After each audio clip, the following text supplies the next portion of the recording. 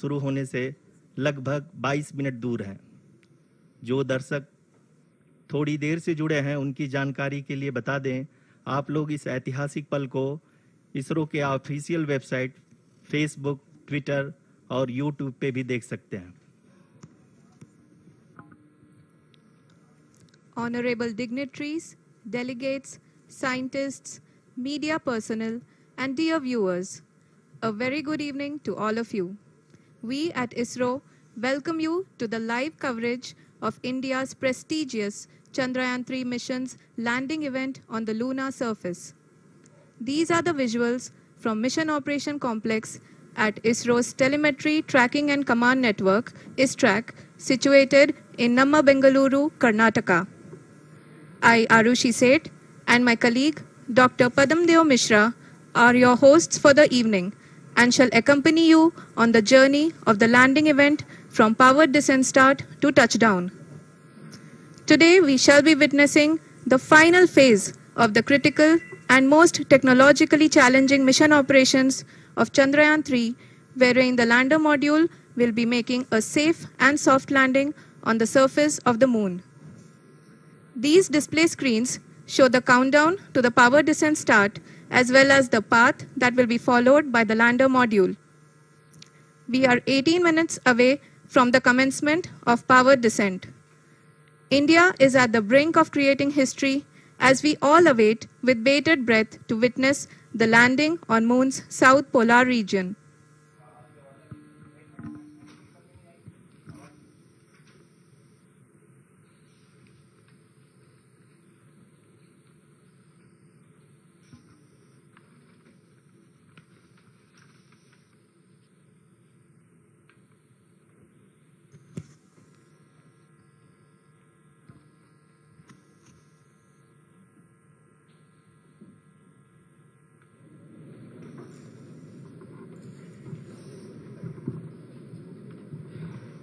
इसरो का पहला moon mission Chandrayaan one अक्टूबर 2008 में PSLV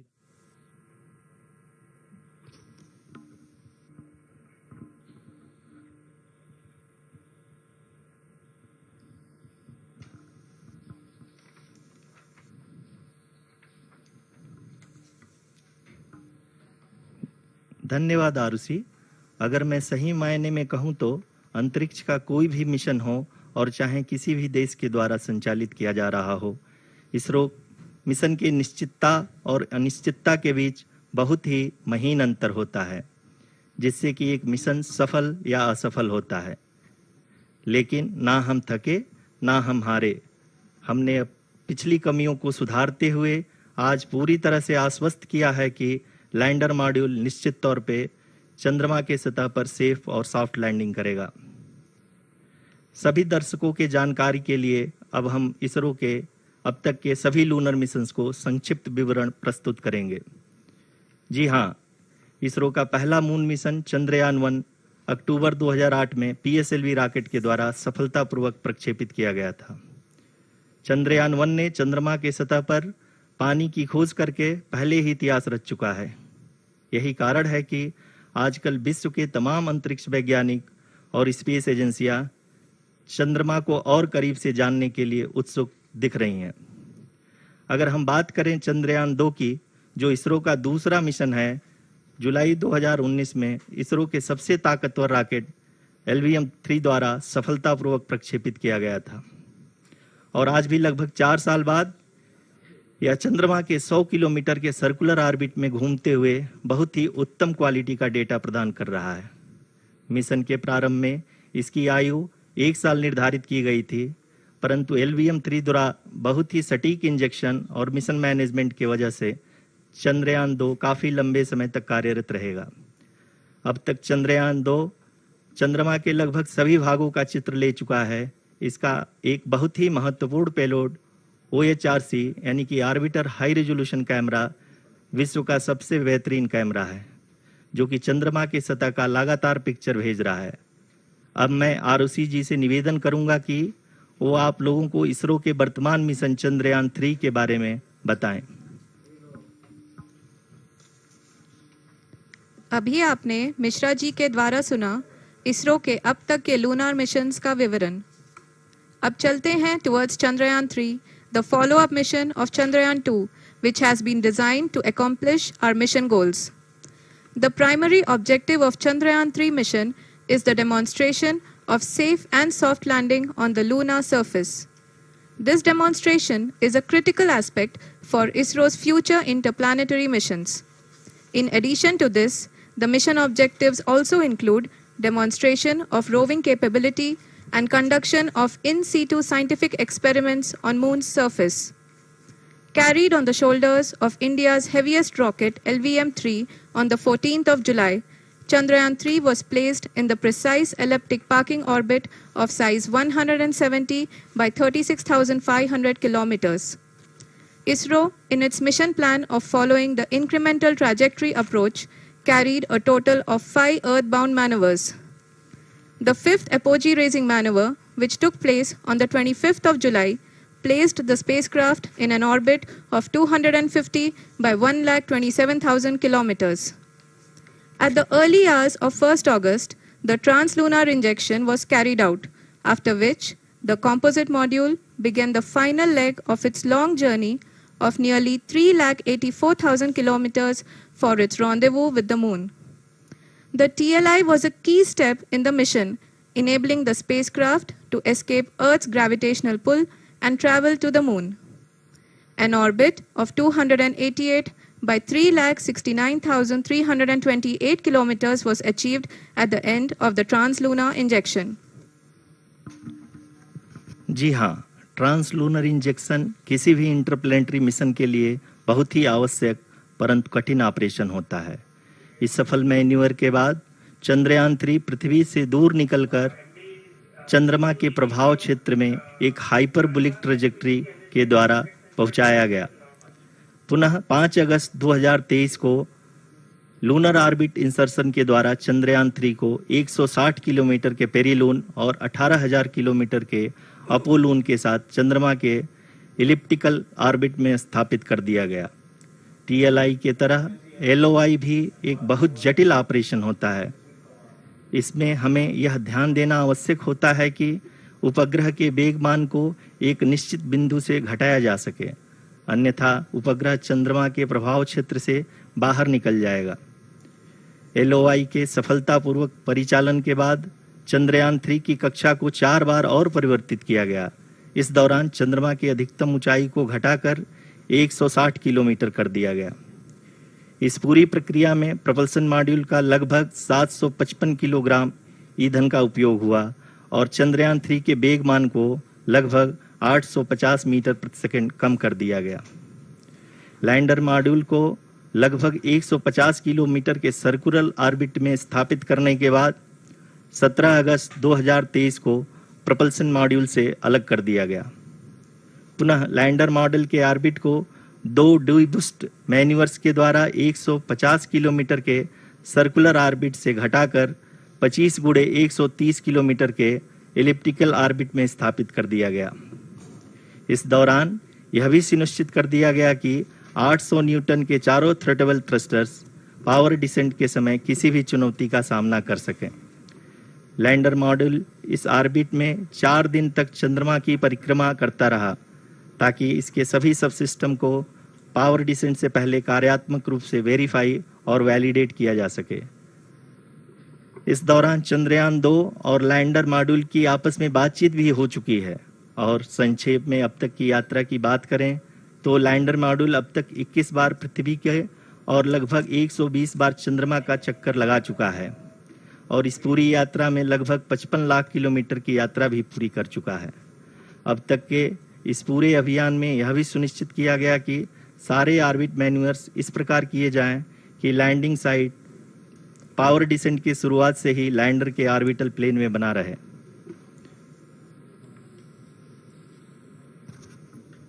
Make it further that is true indeed. We have arrived at the crucial juncture wherein the orbit plane contains the desired landing site at the start of powered descent. We are also happy to announce that live images from the Chandrayaan 3 lander imager camera is being received continuously. The demonstration of The demonstration of soft landing on the moon's surface is no ordinary feat due to the innumerable challenges and complexities involved. The lander velocity has to be killed from nearly 6,048 kilometers per hour without any aid from the thin and tenuous moon's atmosphere. The lunar dust at the time of landing and the craters and boulders scattered over the moon's surface make it further complicated to achieve this. The new and improved Chandrayaan-3 design has been built after envisaging all the scenarios which the lander module can encounter.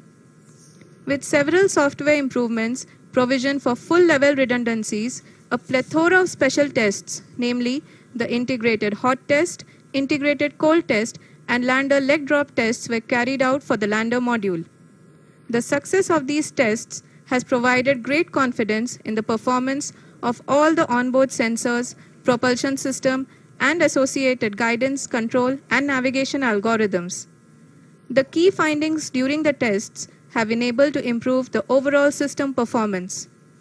The largely unexplored south pole of the moon has been chosen as the intended landing site since there is a possibility of finding ice and other minerals which would be vital resources for explorers.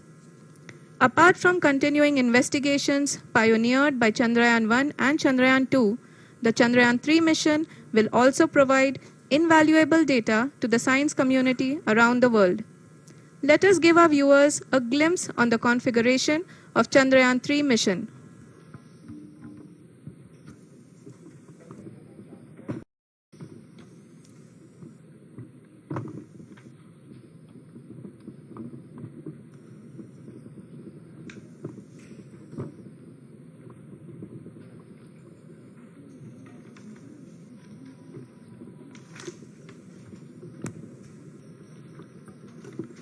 Chandrayaan-3 का mission plan लगभग चंद्रयान-2 के तरह ही बनाया गया है। यहाँ यह भी सुनिश्चित किया गया है कि चंद्रयान-3 को रॉकेट से अलग होने से लेकर के चंद्रमा के निकटतम कक्षा में स्थापित होने तक सारी गतिविधियां चंद्रयान-2 के तरह ही हों।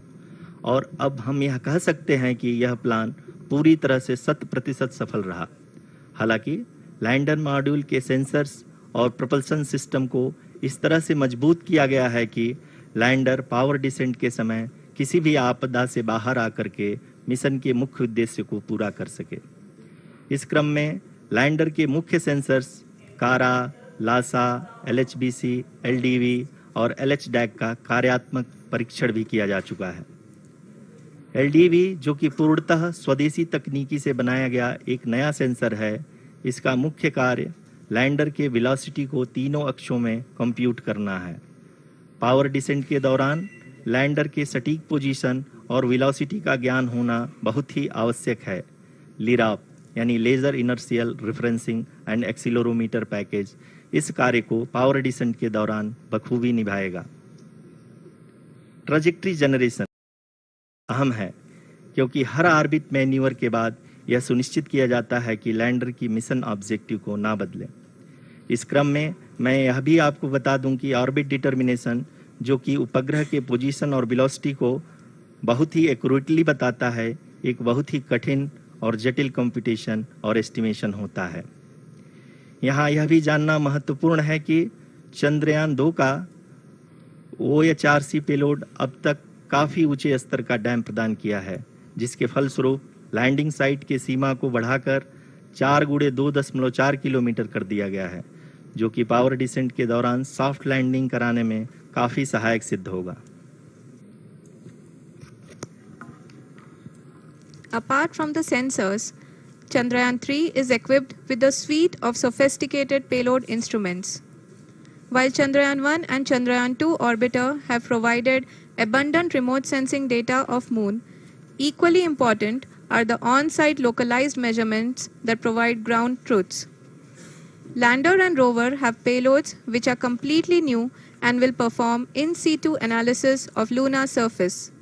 The two spectroscopes on rover, APXS and LIBS, will actively measure the surface elemental abundances at the landing location and surrounding area. The lander carries a seismometer ILSA that can sense impact events and lunar quakes. The thermal probe CHAST will measure the temperature profile and thermal conductivity of Moon's regolith. The Rambha payload will carry out lunar ionosphere studies, while the Laser Retroreflector Array shall be a passive location indicator for future spacecraft equipped with laser altimeter. The propulsion module has not been left behind, and an experimental shape payload has been added to it as a value addition. It will help in understanding the nature and characteristics of water-rich planets and will also aid in the future study of potentially habitable exoplanets. We are minutes away from the start of powered descent. The entire powered descent shall be carried out by the Onboard Autonomous Landing Sequencer, or ALS, which is a series of instructions preloaded to the lander module. These instructions include the commands to be executed, data to be collected and analyzed, and decisions to be made and executed autonomously throughout the powered descent.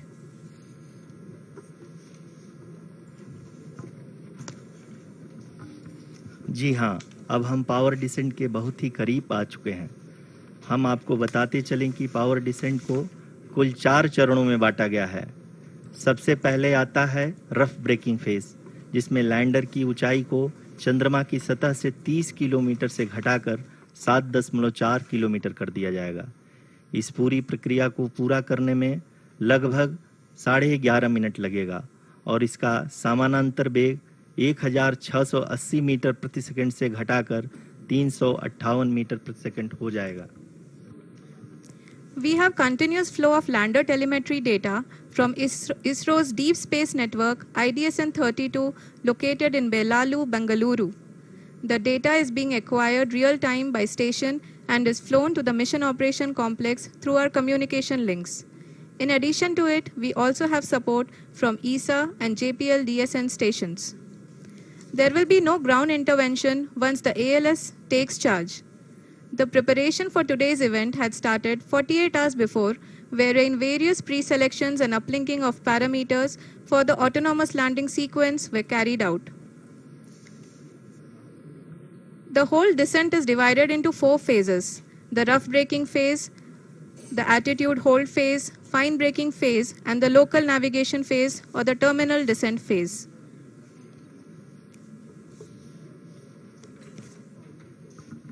जी हाँ, attitude hold phase, जो कि power descent का दूसरा चरण है, एक बहुत ही महत्वपूर्ण फेज है। इस 10 सेकंड के स्मॉल ड्यूरेशन के दौरान लैंडर के 2 महत्वपूर्ण सेंसर कारा और लासा लैंडर की ऊंचाई की गणना करेंगे। इस फेज के पूरा होते ही लैंडर चंद्रमा के सतह से कुल 6.8 किलोमीटर की ऊंचाई पर होगा। During the rough braking phase, the lander velocity shall be brought down from 1,680 meters per second to 358 meters per second. The altitude will be brought down from 30 kilometers to 7.4 kilometers at the end of rough braking.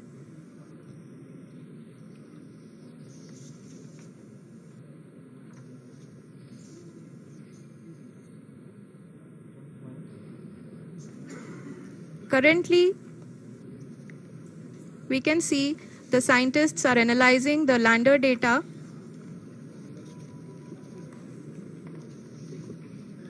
जी हाँ, हम ये देख सकते हैं कि mission operation complex रूप में बैठे सभी वैज्ञानिक ये जो भी डेटा देख रहे हैं वो डीप स्पेस नेटवर्क IDSN 32 के द्वारा प्रोवाइड किया जा रहा है। और अगर हम अब बात करें पावर डिसेंट के तीसरे चरण का, जो कि फाइन ब्रेकिंग फेज होगा, जिसमें लैंडर लैंडिंग साइट से जस्ट 800 मीटर की ऊंचाई पर वर्टिकली होगा। इस चरण को पूरा होने में लगभग 3 मिनट लगेंगे और इस चरण के पूरा होते ही लैंडर की वेलोसिटी लगभग 0 हो जाएगी। The scientists here at ISTRAC are glued to their systems, analyzing all sorts of complex data. We are very close to the powered descent, to the start of the powered descent phase.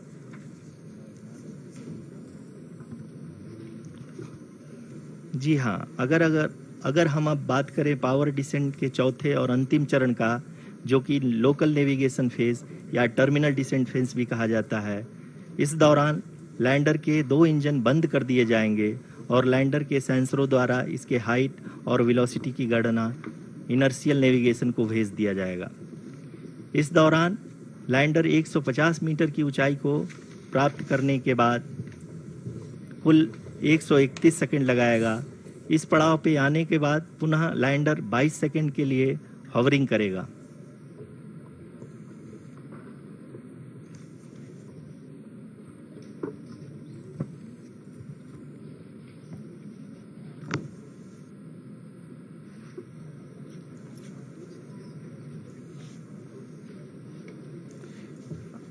आप इस समय अपने screen पे mission operation complex में बैठे सभी मान्यगणों को देख सकते हैं, जो कि बहुत ही उत्सुकता के साथ टेलीमेट्री डेटा को देख रहे हैं। अभी हम लोग पावर डिसेंट शुरू होने से जस्ट कुछ ही पल दूर हैं।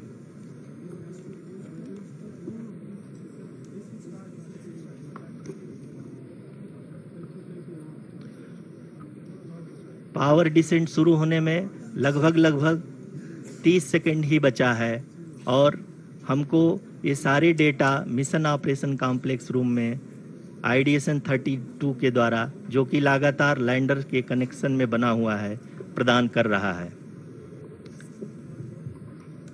Dear viewers, the pivotal power descent has begun and the lander module is propelling towards the moon's surface along the intended trajectory.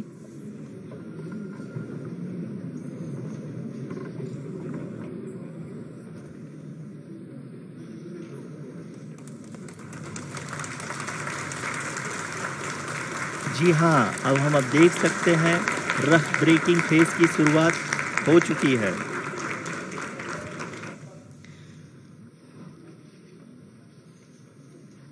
During this rough braking phase, the lander velocity shall be brought down from 1,680 meters per second to 358 meters per second.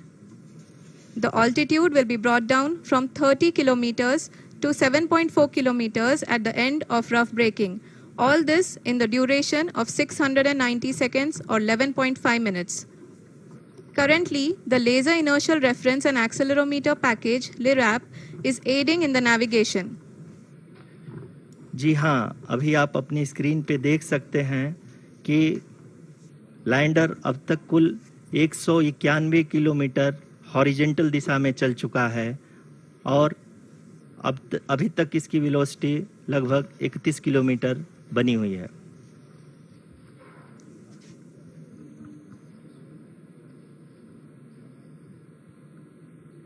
The lander module has traveled a distance of approximately 228 kilometers. The complete downrange that will be traveled during this phase shall be nearly 713.5 kilometers.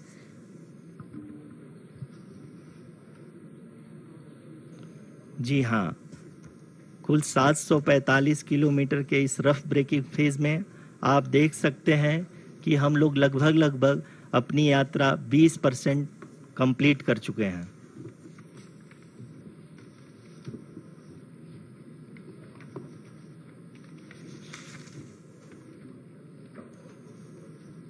Power descent की यह शुरुआत हम कह सकते हैं कि बहुत ही सटीक और सधी हुई है, जिसमें लैंड वेगमान को अनुमानित तरीके से घटा रहा है।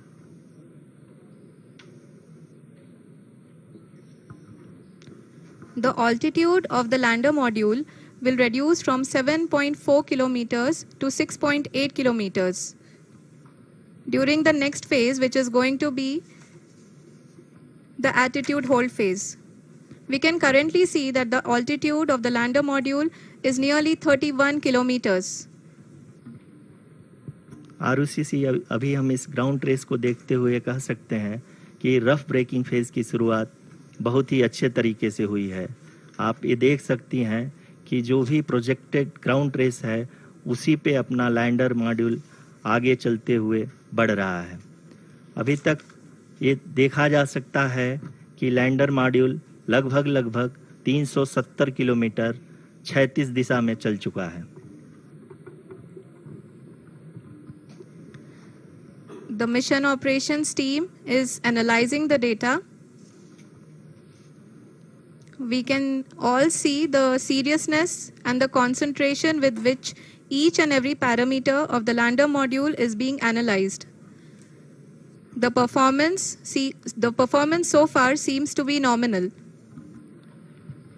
जी आरुषि, चूंकि ALS एक्टिवेट किया जा चुका है, इसलिए ग्राउंड से कोई कमांडिंग नहीं की जा रही है।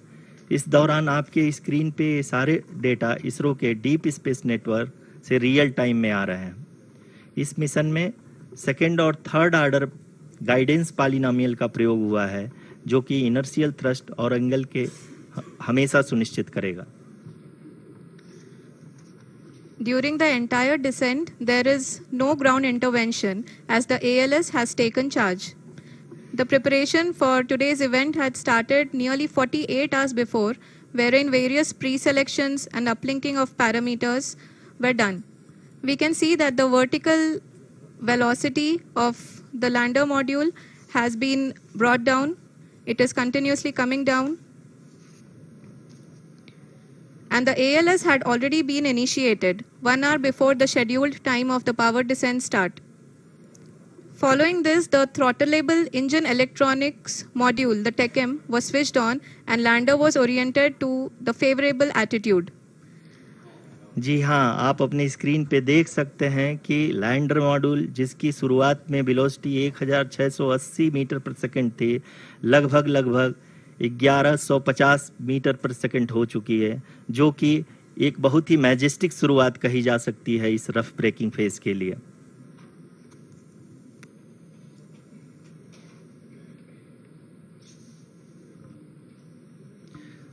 यहाँ पे मैं आपको ये भी बताते चलूँ कि आप अपने स्क्रीन पे देख सकते हैं कि द लैंडर मॉड्यूल का आल्टीट्यूड धीरे धीरे अब कम होता हुआ दिख रहा है, और जो कि एक्सपेक्टेड भी है।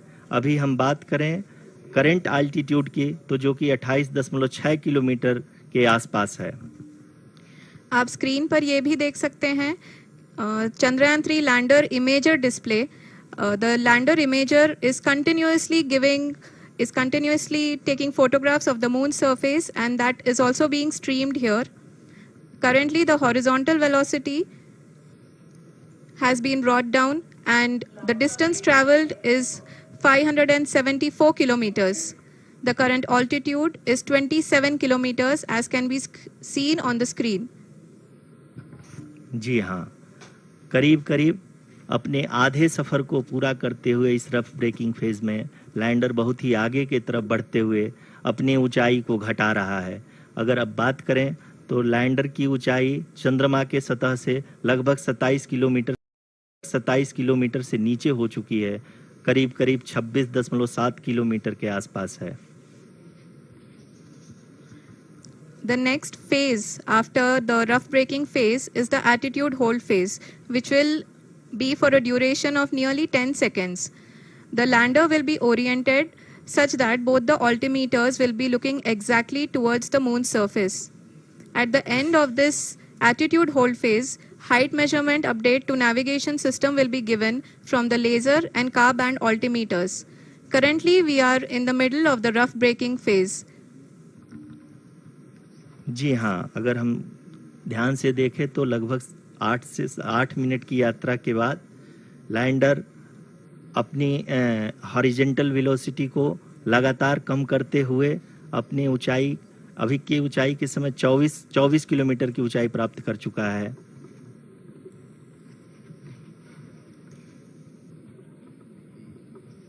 अब तक के आंकड़े को देखते हुए हम कह सकते हैं कि लैंडिंग पूरी तरह से नॉमिनल है। यहाँ पर हम देख सकते हैं कि हॉरिजेंटल वेलोसिटी लगातार कम होती हुई दिख रही है।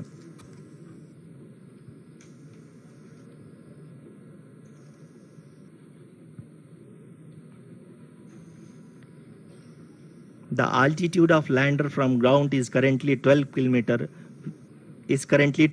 kilometer, which is again going to be coming down, and that is expected. For the viewers who have joined now, We are in the powered descent phase, and we are in the rough braking phase, which is the first phase of the powered descent. We have currently traveled a downrange of 697 kilometers, and the downrange that has to be traveled during this phase is 713.5 kilometers. जी हाँ, अभी आप देख सकते हैं कि lander की horizontal velocity लगभग 720 metre प्रति सेकंड हो गई है। लगभग हम ये कह सकते हैं कि 900 मीटर प्रति सेकंड वेलोसिटी को कम किया जा चुका है।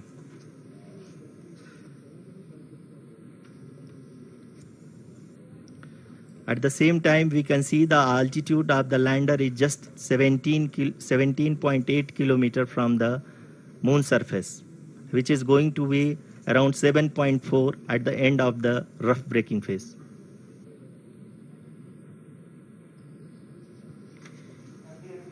इस फेज के बाद हम जाएंगे towards the attitude hold phase, where we will be expecting sensor update from the laser and car band altimeters.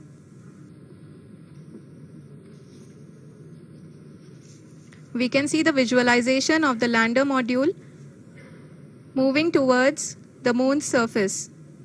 The current altitude is nearly 15.2 kilometers and the distance traveled is 754 kilometers. We can also see the image that the lander imager camera has been providing.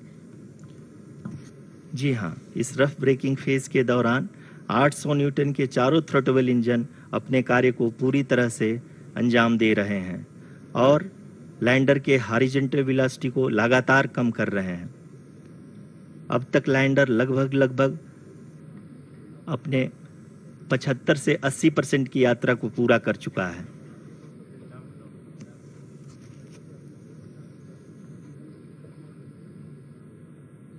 After the rough braking and the attitude hold phase, we shall be having the fine braking phase, which will continue for nearly 3 minutes.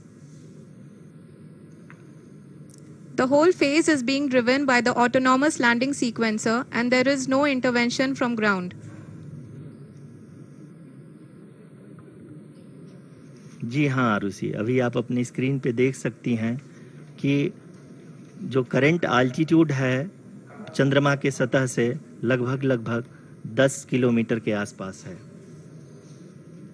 Ji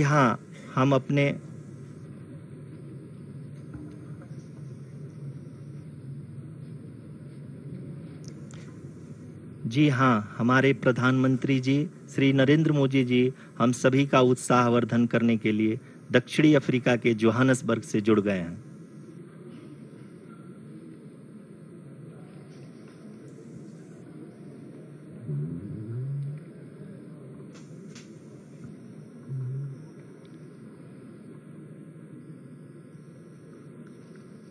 Yes, we are privileged to have with us Honorable Prime Minister of India, Shri Narendra Modi ji, who has joined us from South Africa's Johannesburg to encourage us.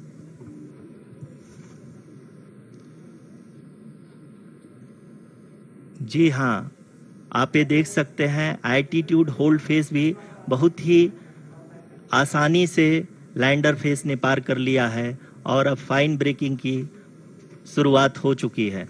अभी हम ये देख सकते हैं कि lander की ऊंचाई लगभग 5.6 किलोमीटर है, जो कि इस फेज के उपरांत लगभग 800 मीटर हो जाएगी।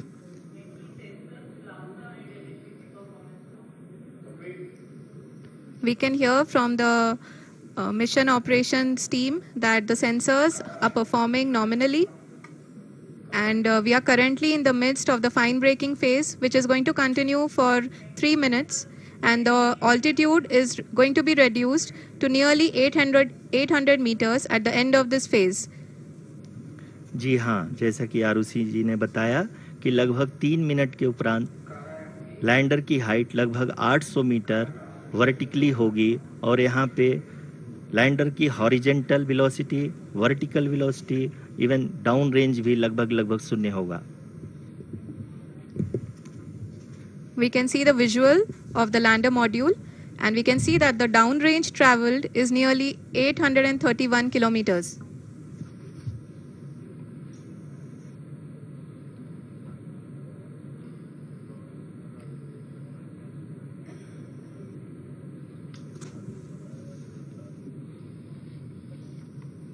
जी हाँ, आप अपनी स्क्रीन पे देख सकते हैं कि लैंडर की ऊंचाई अब चंद्रमा की सतह से लगभग 3 किलोमीटर से कम हो चुकी है। We are very close to the moon's surface, nearly 2.6 kilometers, as we can see.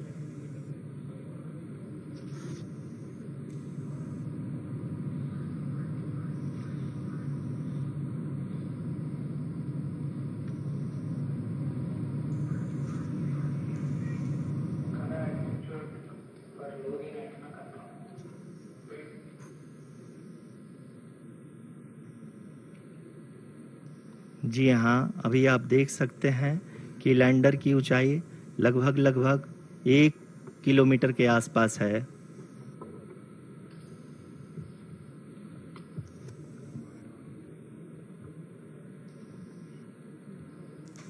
We are nearing the final phase of the power descent,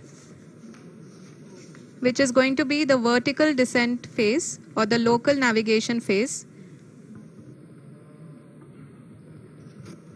जी हाँ, अब हम फाइन ब्रेकिंग वेव्स के एकदम करीब आ चुके हैं। हाँ, आप तालियों के गड़गड़ाहट से सुन सकते हैं कि हम लोगों ने तीसरे चरण को भी बहुत ही सफलतापूर्वक हासिल कर लिया है और अभी हम वर्टिकल डिसेंट फेज में आ चुके हैं, जिसकी शुरुआत भी बहुत ही अच्छे ढंग से हो चुकी है।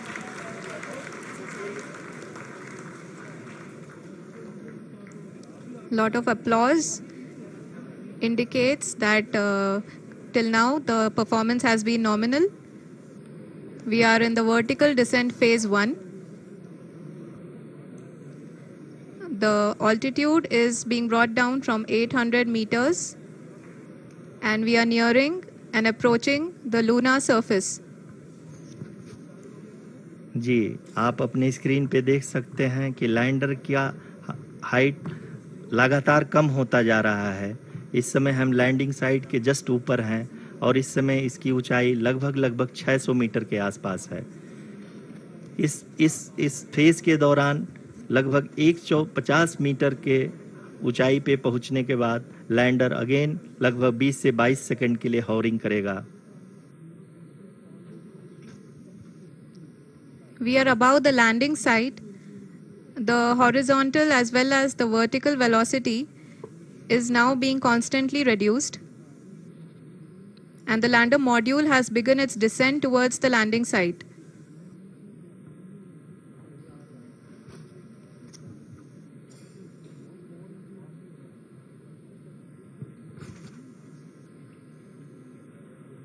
जी हाँ, आप अपने स्क्रीन पे देख सकते हैं ये जो पथ निर्धारित किया गया है, लैंडर पूरी तरह से उसी को ही फॉलो कर रहा है। इस समय हम लगभग 200 मीटर की हाइट से भी कम आ चुके हैं।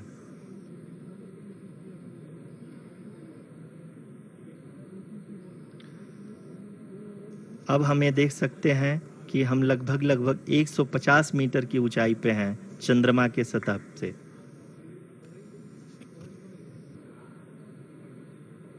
We are approaching the vertical descent phase 2, which will have the lander module hovering at nearly 150 meters above the lunar surface. जी हाँ, आप इस तालियों के गड़गड़ाहट को सुन सकते हैं, जो कि सेकेंड हाइवरिक फेज के कंप्लीट होने के बाद इन सारे वैज्ञानिकों के द्वारा की जा रही है।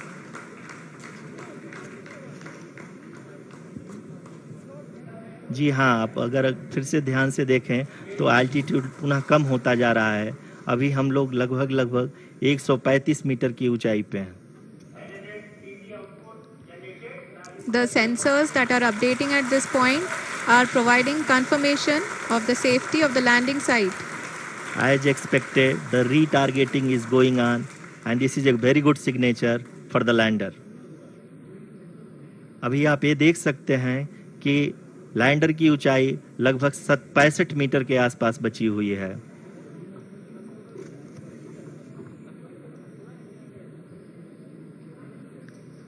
Currently, only 2 engines are now being fired, and we are nearly at zero velocity, vertical and horizontal. We were hovering, and now we are approaching the moon's surface. धीरे धीरे लैंडर की वेगमान को कम किया जा रहा है और हम अब लगभग 50 मीटर से भी कम आ चुके हैं. We can see the Honorable Prime Minister, Shri Narendra Modi ji, who is here to encourage us, and he is critically looking at the visuals.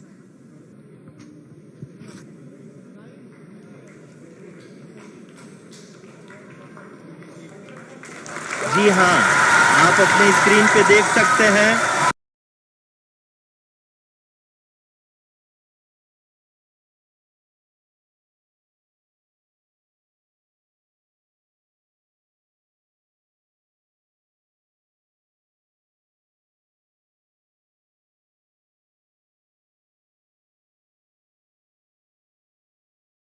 ये हम लोगों के लिए बहुत ही गर्व की बात है. हिंदी में एक कहावत है कि चंदा मामा दूर के, लेकिन अब हम ये कह सकते हैं कि चंदा मामा अपने घर के. बहुत ही उम्दा. The hard work of the entire ISRO community has come to fruition.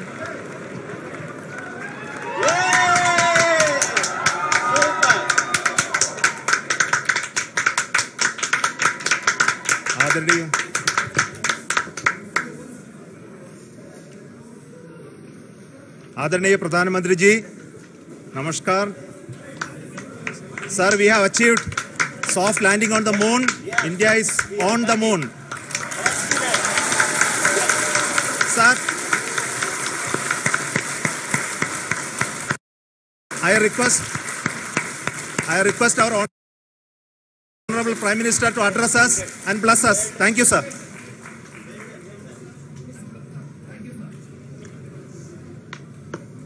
मेरे प्यारे परिवारजनों, जब हम अपनी आंखों के सामने ऐसा इतिहास बनते हुए देखते हैं तो जीवन धन्य हो जाता है. ऐसी ऐतिहासिक घटनाएं राष्ट्र जीवन की चिरंजीव चेतना बन जाती है. ये पल अविस्मरणीय है. ये क्षण अभूतपूर्व है. ये क्षण विकसित भारत के शंखनाद का है. ये क्षण नए भारत के जयघोष का है. ये क्षण मुश्किलों के महासागर को पार करने का है. ये क्षण जीत के चंद्र पथ पर चलने का है. ये क्षण 140 करोड़ धड़कनों के सामर्थ्य का है. ये क्षण भारत में नई ऊर्जा, नया विश्वास, नई चेतना का है. ये क्षण भारत के उदयमान भाग्य के आह्वान का है. अमृत काल की प्रथम प्रभा में सफलता की ये अमृत वर्षा हुई है. हमने धरती पर संकल्प लिया और चांद पर उसे साकार किया. और हमारे वैज्ञानिक साथियों ने भी कहा, India is now on the moon. आज हम अंतरिक्ष में नए भारत की नई उड़ान के साक्षी बने हैं. साथियों, मैं इस समय ब्रिक्स समिट में हिस्सा लेने के लिए दक्षिण अफ्रीका में हूं. लेकिन हर देशवासी की तरह मेरा मन चंद्रयान महाअभियान पर भी लगा हुआ था। नया इतिहास बनते ही हर भारतीय जश्न में डूब गया है। हर घर में उत्सव शुरू हो गया है। हृदय से मैं भी अपने देशवासियों के साथ, अपने परिवारजनों के साथ इस उमंग और उल्लास से जुड़ा हुआ हूं। मैं टीम चंद्रयान को, इसरो को और देश के सभी वैज्ञानिकों को जी जान से बहुत बहुत बधाई देता हूं, जिन्होंने इस पल के लिए वर्षों तक इतना परिश्रम किया है। उत्साह, उमंग, आनंद और भावुकता से भरे इस अद्भुत पल के लिए मैं 140 करोड़ देशवासियों को भी कोटि कोटि बधाइयां देता हूं। मेरे परिवारजनों, हमारे वैज्ञानिकों के परिश्रम और प्रतिभा से भारत चंद्रमा के उस दक्षिणी ध्रुव पर पहुंचा है, जहां आज तक दुनिया का कोई भी देश नहीं पहुंच सका। अब आज के बाद से चांद से जुड़े मिथक बदल जाएंगे, कथानक भी बदल जाएंगे और नई पीढ़ी के लिए कहावतें भी बदल जाएगी। भारत में तो हम सभी लोग धरती को मां कहते हैं और चांद को मामा बुलाते हैं। कभी कहा जाता था, चंदा मामा बहुत दूर के हैं। चंदा मामा बहुत दूर के हैं। अब एक दिन वो भी आएगा जब बच्चे कहा करेंगे, चंदा मामा बस एक टूर के हैं। Friends, on this joyous occasion, I would like to address all the people of the world, the people of every country and region. India's successful moon mission is not just India's alone. This is a year in which the world is witnessing India's G20 presidency. Our approach of one earth, one family, one future is resonating across the globe. This human-centric approach that we present and that we represent has been welcomed universally. Our moon mission is also based on the same human-centric approach. Therefore, this success belongs to all of humanity, and it will help moon missions by other countries in the future. I am confident that all countries in the world, including those from the global south, are capable of achieving such feats. We can all aspire for the moon and beyond. मेरे परिवारजनों, चंद्रयान महाअभियान के ये उपलब्धि भारत की उड़ान को चंद्रमा की कक्षाओं से आगे जाएगी।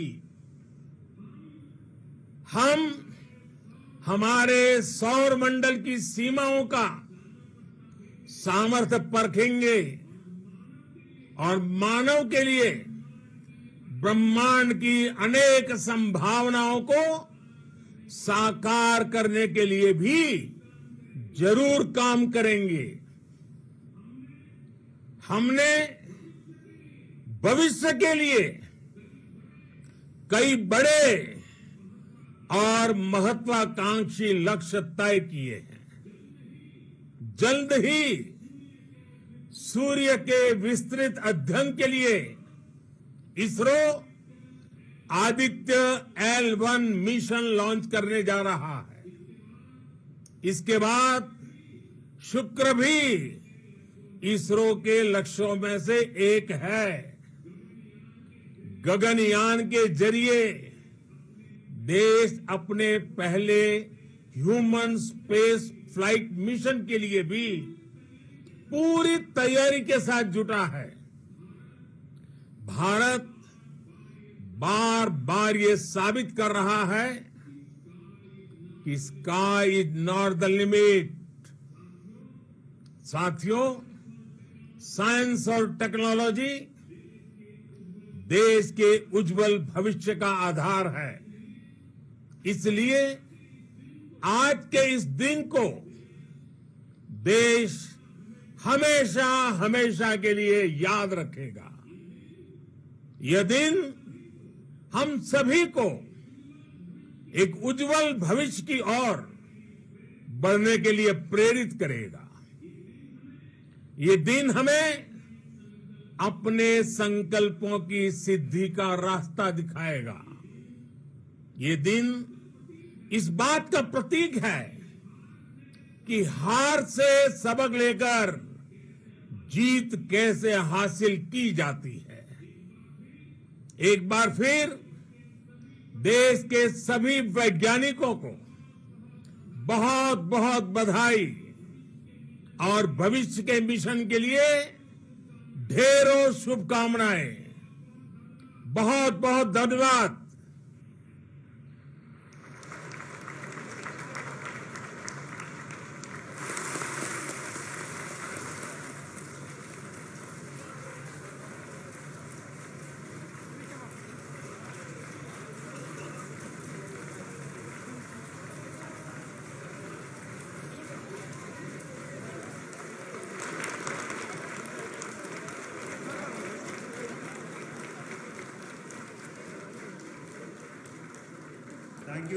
Thank you, Adaraniya Pradhan Mantri ji, for being part of our journey to this success.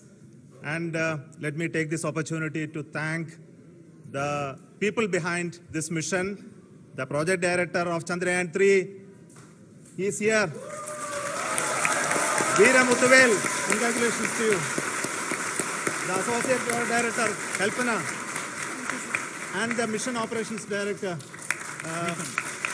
Srikanth. And the satellite was built at your house satellite center, Shankar, and the director.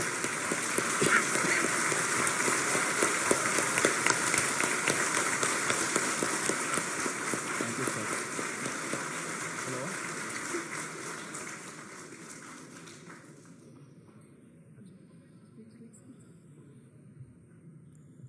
It's a great moment of happiness on behalf of team. It gives me immense satisfaction on achieving this goal as a project director of this mission. The entire mission operations, right from launch till landing, happened flawlessly as per the timeline, and we became the 4th country to demonstrate the soft landing onto the moon surface, and we became the first country to go to near to the south pole of the moon.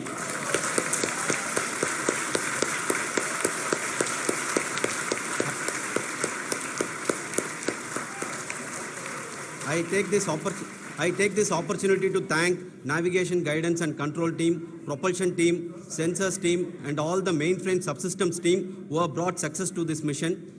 I also take the opportunity to thank the Critical Operations Review Committee for thoroughly reviewing the mission operations right from launch till this date. The target was on spot because of the review process. I also thank the ISRO higher management, right from Chairman ISRO, Director URSC, and all the center directors and higher ISRO officials. And finally, my thanks to the Chandrayaan-3 project executives spread across the ISRO centers. Thank you.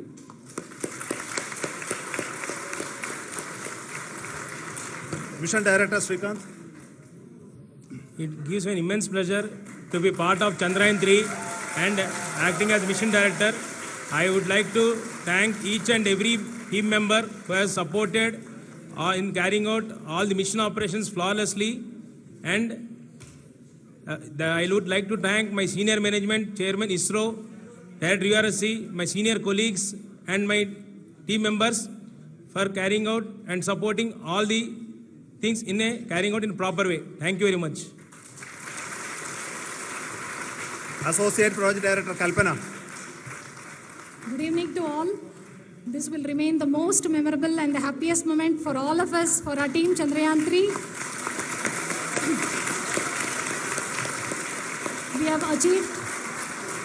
We have achieved our goal flawlessly.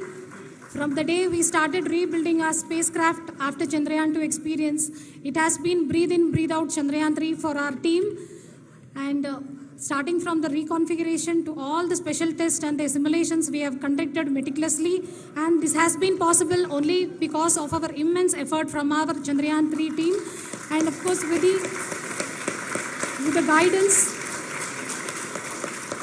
the guidance from our Chairman ISRO, our directors, and all our experts. With all this, it has been possible. Thank you, one and all. Thank you for all the minutest help which has been provided from all the areas of departments. Thank you. Thank you.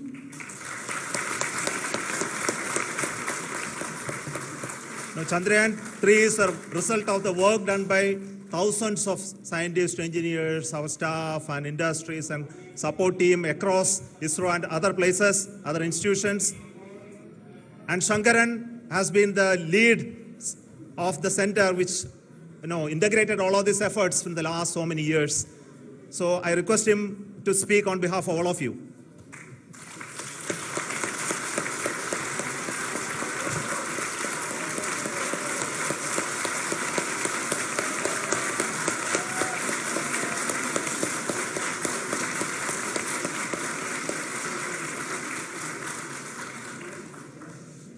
Thank you very much for the affection that has been displayed today now.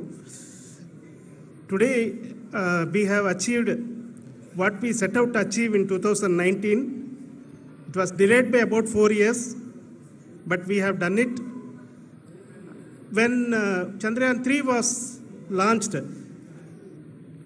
after the separation of the spacecraft from launch vehicle, I said, I will speak the rest of the things after the soft landing. So here I will take a couple of minutes to tell the tremendous amount of effort that has been put in by the entire project team. When I say project team, it is not just only the project director and associate project director. Of course, they are the face of the project. They have been living, sleeping, eating, breathing Chandrayaan for the last 4 years. They have been supported by such a large number of people, particularly in the navigation, guidance and control area, propulsion system. This area, the amount of effort that has been put by people, the number of simulations that have been done, the number of reviews they have gone through, the amount of criticism they faced and overcome that. It is, as a person who has been watching this for the last 4 years along with them, my heart goes out for them. The amount of effort is tremendous. That is what ISRO is all about.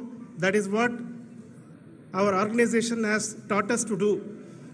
Now today, this success has put us even more higher responsibility, as the Honorable Prime Minister was telling, because we have set the bar now so high. Nothing less than nothing less spectacular than this is going to be inspiring for any of us in the future. So as the Honorable Prime Minister mentioned, we will be now looking at putting the man in space, putting a spacecraft around Venus and landing a craft in Mars.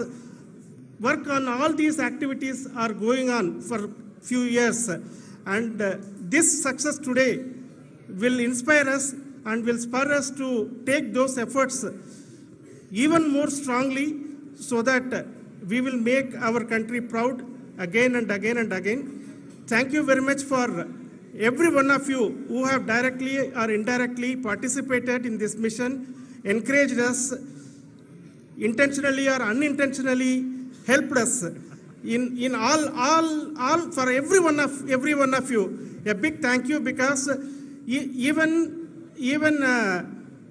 casual remark, an unintended point can help a person who is striving to reach a goal. The person who is making that remark may not have meant it that way, but sometimes it can ignite that's why I said that even unintended help is very, very, very welcome, and we are very, very thankful for that. Thank you, Team ISRO, for supporting all of us. The amount of affection we received when this mission came into this final stage, the number of people who gave us confidence that nothing can go wrong and this is going to be successful. In fact, I was not that much confident, because we have seen a couple of times issues, because I know very well as a person who has been doing in this domain for 36 years, I know there are thousands of things. Any of that can anytime go wrong and derail.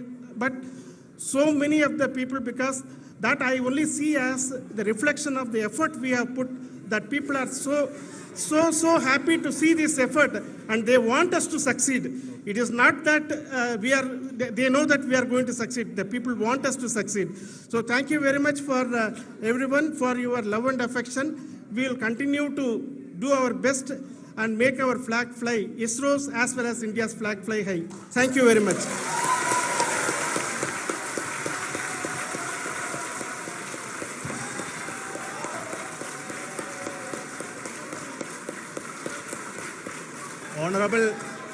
Honorable Prime Minister called me and conveyed his greetings to each one of you and your family, for the wonderful work you did in ISRO. So thanks are to him for the support that he is giving to us for missions like Chandrayaan 3 and the missions that are in the offing. I think that's a great word of comfort that we are receiving for pursuing the inspirational work that we are doing for the nation. I want to tell you, and I want to thank you also for each and everyone who prayed with us in the last many days, who wanted this success to happen in ISRO.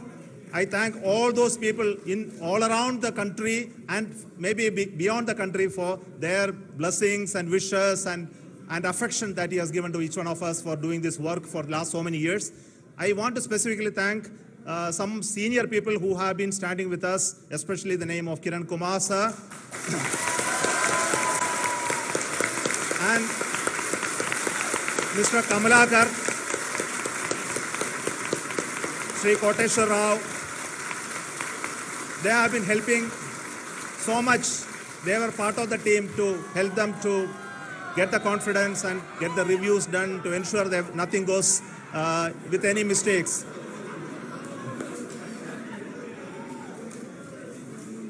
And of course, this is not the work of us alone. This is a work of a generation of ISRO leadership and ISRO scientists. And this is a journey we started in Chandrayaan 1, continued in Chandrayaan 2, and Chandrayaan 2 craft is still working and doing a lot of communication work with us. And all the team that contributed to building Chandrayaan 1 and Chandrayaan 2 should be remembered and thanked while we celebrate Chandrayaan 3. And this is an incremental progress and definitely a great, huge one it is. And thank you so much for all the support and work that you have done. Thank you.